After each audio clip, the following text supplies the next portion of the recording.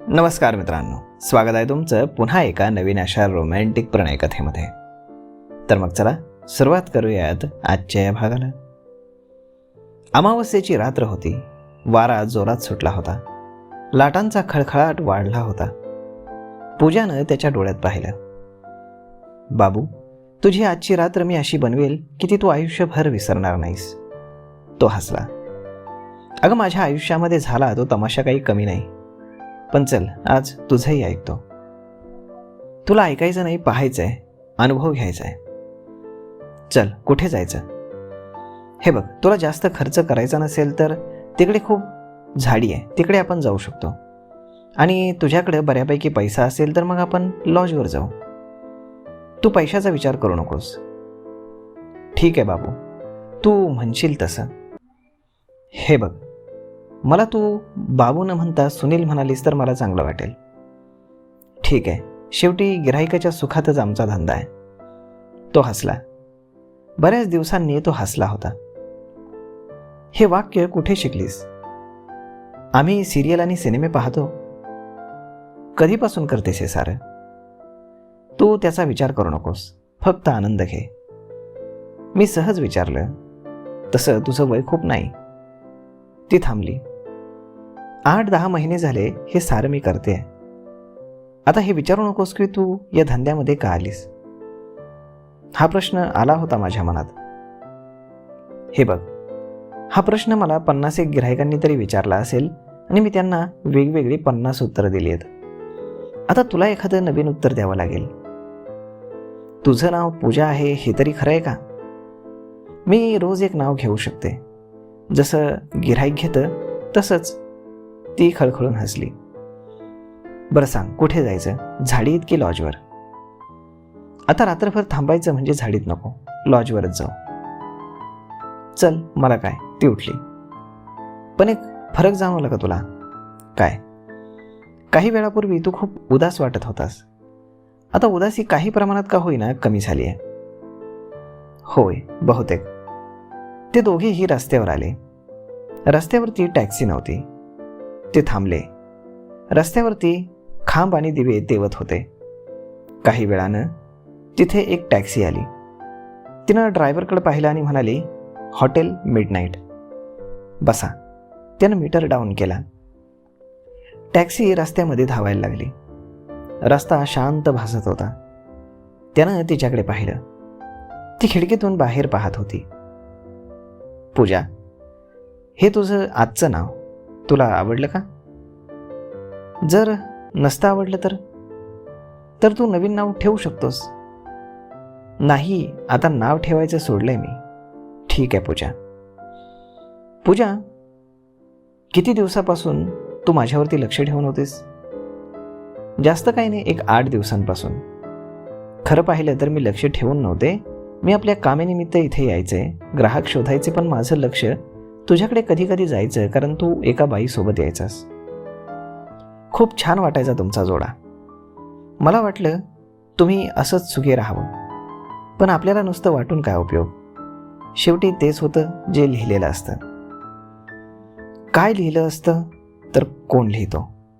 तिनं हात वर केला. तो आहे ना. आणि असता तर असं माझ्या वाटेला आलं असतं का?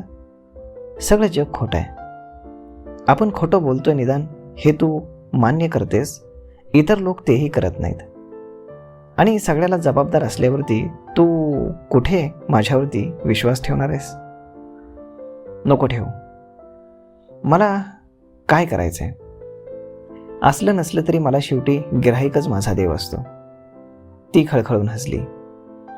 तो गंभीर झाला आणि हलक्या आवाजात पुटपुटला. जर कुणाला काहीच वाटत नसेल तर मला तरी का वाटावं की मी कोणासाठी रडत बसावं?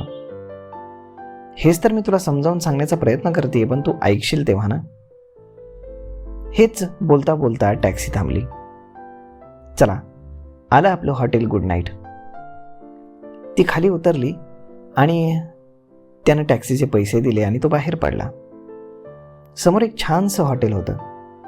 हॉटेल गुड नाईट हे नाव रात्री चांगलंच चमकत होतं. तो आतमध्ये शिरला. तिला बहुतेक लोक ओळखत होते. ती तिथे नेहमी यायची. रूम बुक करून ते आतमध्ये आले.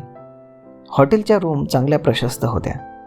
ती येताच कॉटवरती पडली आणि तो खुर्चीवर विसावला.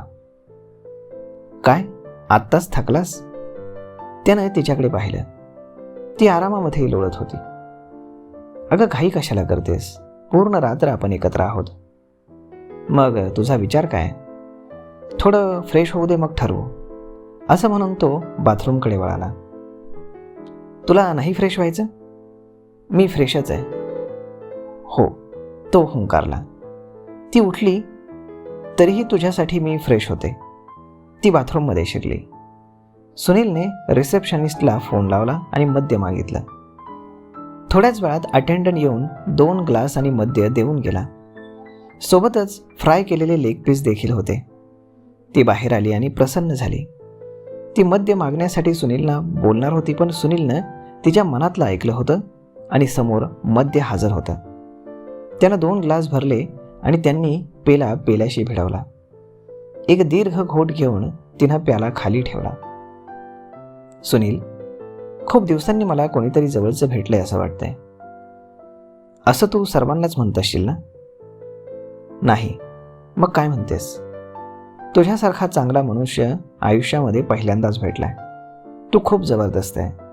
मी असं बोलते, पण जवळचा माणूस हे तुला म्हणाले.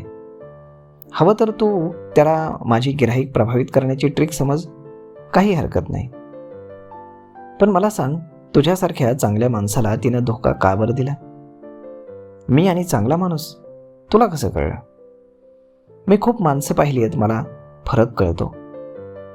बर, तो गंभीर हसत म्हणाला. तिला खूप श्रीमंत माणूस हवा होता. तो तिला भेटला आणि तिनं मला सोडलं. पण तुला जो प्रश्न पडला तोच मलाही पडतो की ती अशी का वागावी? सुनील, जग हे आपण समजतो तेवढं सरळ नाही. सगळेच पैशांच्या मागे आहेत. अगदी तू काय आणि मी काय, मग तिला नावं ठेवून काय फायदा? तिचं म्हणणं त्याला पटलं. पण पूजा, तिनं मला स्पष्ट सांगायला हवा होता. अगदी आज उद्या आम्ही लग्न करणार होतो आणि अशा वेळी तिने मला नकार दिला. याचं मला फार वाईट वाटलं. ती त्याच्याजवळ आली. हो, हे खूप वाईट आहे. तिने असं करायला नको होतं. तो काहीसा गंभीर झाला. त्यामुळे मी उद्ध्वस्त झालोय. माझं कुठेही मन लागत नाही. गेले अनेक दिवस मी ऑफिसलाही गेलो नाही. दिवस रात्र पीत असतो. तिला त्याची कीव आली. खरंच तुझी खूप वाईट परिस्थिती आहे. पण तिलाही तुझ्यासारखंच दुःख वाटत असेल का? नाही, ती कसलं दुःख करते. आता ती युरोपच्या कुठल्या तरी देशामध्ये मस्त मजा करत असेल त्या देशपांडे सोबत. म्हणजे ती दुःखी नाही? नाही. मग तू का दुःखी आहेस? तू असा दुःखामध्ये आहेस हे पाहून तिला आनंद वाटेल. आपल्याशिवाय हा जगू शकत नाही, आपण ग्रेट आहोत हे तिच्या मनाला वाटेल आणि ती सुखावेल. तुला तिला सुखी पाहायचंय की दुःखी? तिनं माझं आयुष्य बर्बाद केलं. मी तिला सुखी पाहू शकत नाही. मग माझं ऐक, तू हे सगळं विसर आणि मस्त जग. तिला दाखवून दे की तू तिच्याशिवाय फार चांगलं जगू शकतोस. हीच तिला फार मोठी शिक्षा असेल. पूजाचे हे 4 शब्द ऐकून तो आश्चर्यचकित झाला. त्याला आश्चर्य वाटलं की हा साधा विचार आपल्या मनामध्ये का येऊ नये. त्यानं तिच्याकडे कौतुकानं पाहिलं. कुठे शिकलीस हे सगळं? याच जीवनाच्या शाळेत शिकले. भरलेल्या खिशापेक्षा रिकामा खिसा खूप काही शिकवतो. बरोबर बोलतेस तू. मला समजलंय. काय, मी खरंच मूर्ख आहे. तिला मी नको आहे, मग तिच्यासाठी मी का झुरावं, का मरावं? तेच तर म्हणतेय मी. तिचा चेहरा खुलला. आता जास्त वेळ लावू नकोस. चल, आपण दोघं मजा करूयात. मी तुला मस्त सुख देते, तुला खुश करते. तो तिच्याकडे आला. त्यानं तिचा हात हातात घेतला. तिच्या हाताचं चुंबन घेऊन तो म्हणाला, तू मला खूप खुश केलंयस, त्याबद्दल थँक्यू. आणि मजा आपण आज नको नंतर करू. आज मला जगण्याचा एक नवीन मार्ग सापडलाय आणि तो तू दाखवलायस. त्यानं खिशातून पैशांचं बंडल काढलं आणि न मोजताच ते तिला दिलं. आपल्या कराराप्रमाणे तुला हे पैसे घ्यावे लागतील. कमी वाटले तर सांग. तो पुढे म्हणाला, मी निघतो, तू सकाळी जा, मी हॉटेलचं बिल पेड करून जातो. ती काहीच बोलली नाही, फक्त त्याच्याकडे पाहत राहिली. तो मात्र आपले कपडे व्यवस्थित करून बाहेर पडला. तर मग मित्रांनो, आता इथनं पुढं सुनील नक्की काय करेल आणि पुन्हा कायरा आणि त्याची भेट होईल का, आणि अजूनही बरंच काही घडणार आहे. तर मग मित्रांनो, आजचा हा भाग तुम्हाला कसा वाटला हे तुम्ही आम्हाला कमेंट करून नक्कीच सांगा. आणि जर आवडला असेल तर आपल्या जवळच्या मित्रमंडळींसोबत देखील हा व्हिडिओ तुम्ही शेअर करायला विसरू नका. धन्यवाद.